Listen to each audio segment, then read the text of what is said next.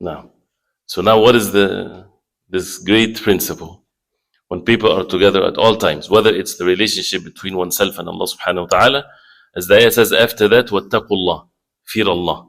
So mention the rights of the human beings and the rights of Allah subhanahu wa ta'ala.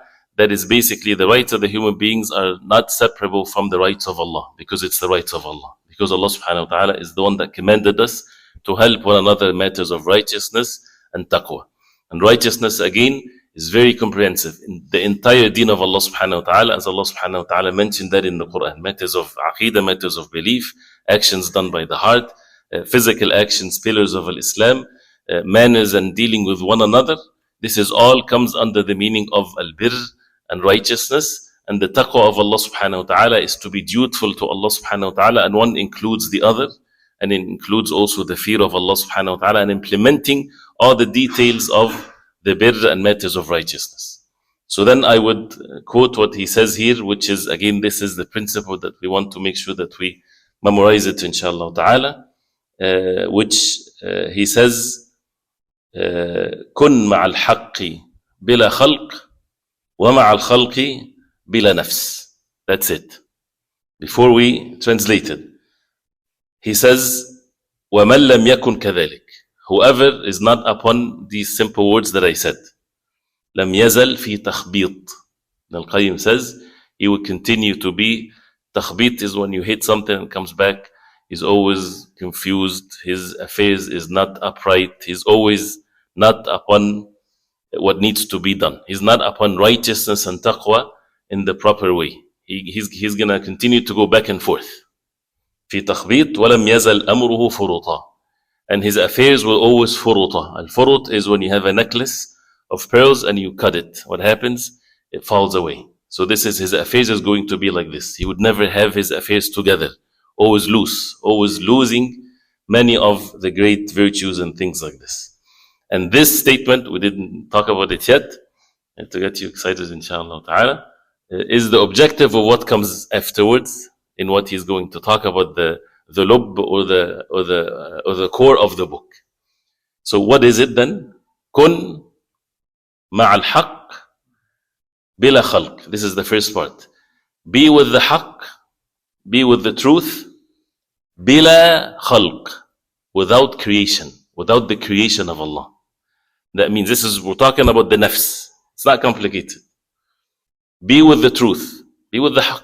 What is the haqq? The Quran, the Sunnah of the Prophet ﷺ, the deen of Allah, what Allah subhanahu wa ta'ala wants from us. Don't have the khalq, don't have the creation of Allah subhanahu wa ta'ala between you and the haqq and the truth. So when you are applying the haqq, the human beings, the creation of Allah is not an element there. Because you're supposed to fulfill the truth. The truth can be that you are kind to your brother, so he's there. This is not what is meant. It doesn't mean that a person ignore the human beings. But in his heart, his focus is to please Allah, to be upon the haqq. Even if the haqq is that you would pardon, that you would forgive, that you would give something that you're so much eager to have. Like the Prophet ﷺ, when he made judgment between two people.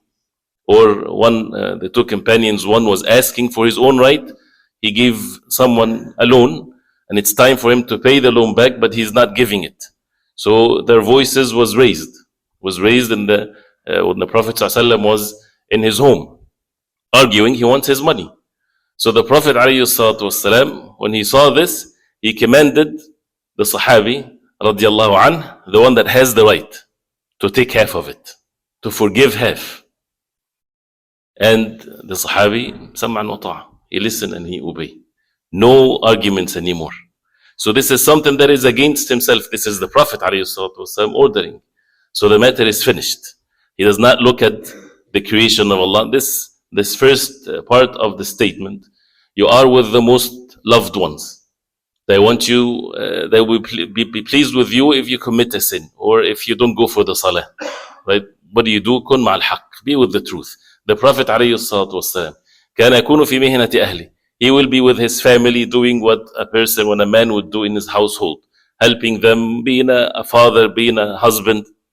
فإذا جاء وقت الصلاة, if the salah time comes, فكأن لا نعرفه ولا يعرفه, as if we do not know him and he doesn't know us.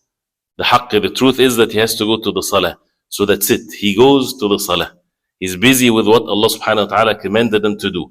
If there is something that haram comes along, there's no way. Even if the entire world, they get together to try to convince you that there's benefit in it, or they'll be angry with you, or they won't talk to you anymore. It doesn't matter. Kun ma'al haqq. With gentleness, with goodness, yes, pardoning, all of these things. But there is no way a person would turn away from the haqq because of the khalq, because of the creation of Allah. And this is the biggest afa, this is the biggest weakness we have. وَهَلْ آفَةُ النَّاسِ إِلَّا النَّاسِ, as Ibn al-Qayyim rahimahullah said. Isn't the weakness of the people, it's from the people? This is the test from Allah. We are tested with one another. We're not isolated. So that's why you will be tested by Allah subhanahu wa ta'ala, sending someone to test you. And each one, Allah subhanahu wa ta'ala knows what's in the heart. So that's why we have to be prepared. That kun ma'al haqq bila khalq. The application of that is so many. You can see that in many things that we do and indulge in every day. Kun ma'al haqqi bila khalq.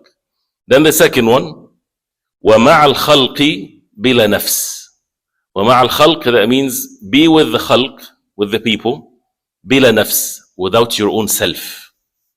Without, the nafs meaning, without the ego of myself. I am present here. That a person is seeing himself. And that means you don't look at what's your rights and why he's speaking to me like this. Why did he do that to me? Be with the people without witnessing yourself, removing yourself from it, which means calling us to have humbleness and to let go and to forgive and to overlook. And who are we at the end? We're nothing, we're nobody, right? We are in need of the mercy of Allah subhanahu wa ta'ala. We are in need of the forgiveness from Allah subhanahu wa ta'ala. So when a person is with people, even when a person is with the people and he is asking for justice, it is not a call for a person to be oppressed. No. When he asks for justice, he's not seeing himself. This is a high level of purification of oneself. Even if you ask for your rights, you have a right. And you have the choice whether to forgive, to let go, or to insist to have your right. No one is to blame you if you want to have your right. No problem. But then there's a test. Are you doing that for your own self, or you're doing it as the first statement for the sake of Allah subhanahu wa ta'ala?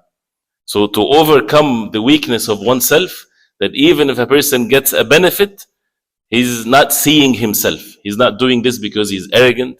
He's not doing this because he wants to be superior over others. And how dare someone can speak to me like this? And a person doesn't have to say it, but Allah subhanahu wa ta'ala knows what's in the hearts.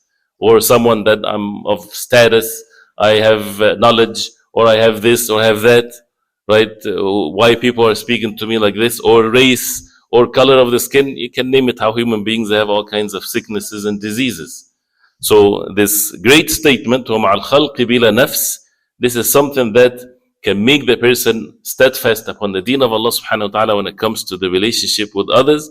And the details of that is definitely with knowledge and would make us understand when to forgive and what not to let go or pardon is all according to what's the benefit of matters of deen. Requires patience, requires for the person to acquaint himself from the people that would apply this. And this is one of the sad realities when we're not with the people of knowledge, learning from their behavior, from their actions. As the Imma, this is how the students used to be. Imam Ahmad rahimahullah, a famous incident that it's always been repeated, but not just this one incident. But when he goes to visit a sick, for example, the people are with him with their notes. Writing what? It's not a session, he's not giving them durus. But they're seen practically, knowing that he's someone that follows the sunnah of the Prophet ﷺ to learn from his actions. So they used to learn more than just the information. We are in times where the information is accessible everywhere.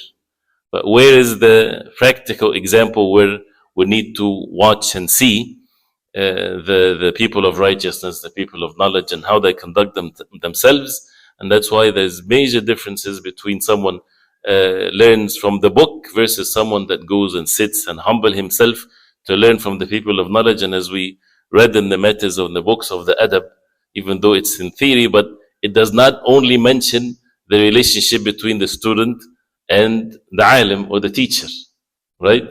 There's chapter or more when it comes to the students with one another, because this is part of the learning process, is that a person learns how to interact with those who are studying.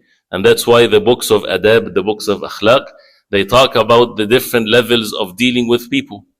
And what is the suhbah?